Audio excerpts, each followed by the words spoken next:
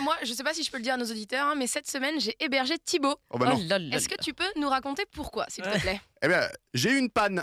Attendez, Oh là. une panne d'électricité. Ça arrive. Une panne d'électricité, une coupure de courant si vous préférez. Hein. Ah. Bon, évidemment, t'as toujours une coupure de courant quand il te reste 9% de batterie. Hein.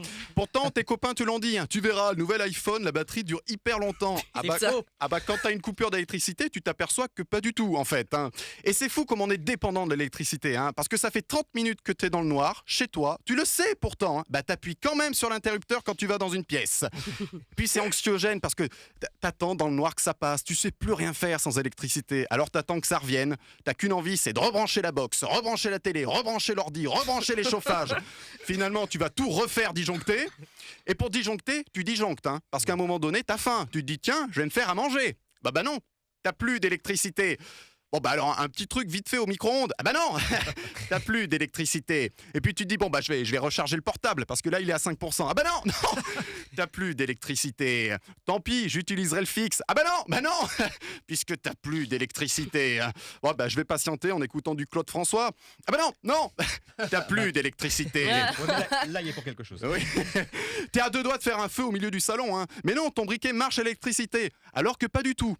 Mais à ce moment-là, ton cerveau se dit que tout est électrique. Ah non, mais tu pètes un câble. Hein. Câble, électricité. Wouh. Ah oui.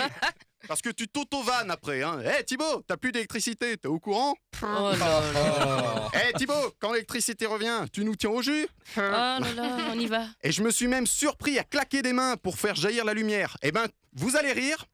Ça ne marche pas. Et puis je me suis fait héberger, hein. Ça faisait 1 heure que j'avais pas l'électricité, et pourtant quand je suis arrivé chez Léa, j'avais l'impression d'être dans le futur.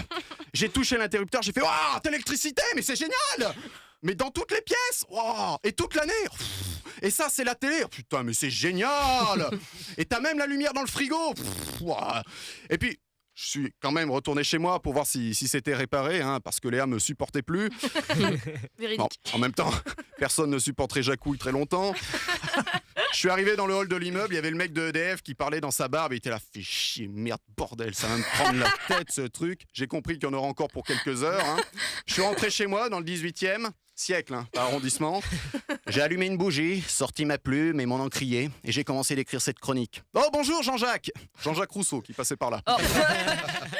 Et puis le courant est tout de même revenu, un mal pour un bien, parce que grâce à tout ça, je n'ai pas eu de panne d'inspiration. Ouais.